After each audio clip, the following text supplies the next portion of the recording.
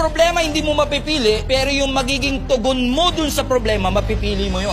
You either have to choose fear or you will choose to keep that faith in your life. Bakit to? Kasi inaalaw minsan ng Panginoon ang problema para patatagin ka. Pero ang gusto ni Satan mangyari, sumuko ka.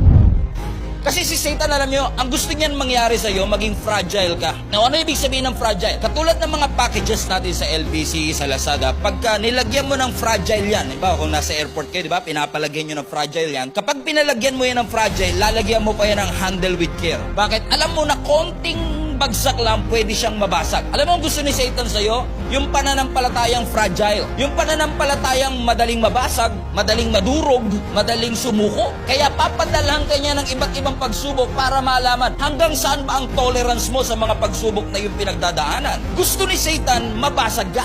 Gusto ni Satan, madurog ka. Pero ang gusto ng Panginoon, hindi ka maging fragile. Ang gusto ng Lord, maging anti-fragile ka. Ano bang ibig sabihin ng anti-fragile? Ang anti-fragile is a word that we use to describe a person that will benefit from the obstacle and the challenge. Yung anti-fragile daw, ito yung salitang ginagamit natin para i-describe yung isang tao na kahit dumaan sa obstacle and change, nag-benefit pa siya. Sino sa inyo gusto nyo maging anti-fragile? Pero tignan nyo yung anti-fragile. Yung anti-fragile, nakakapit ka na nga, naging better ka pa after the storm.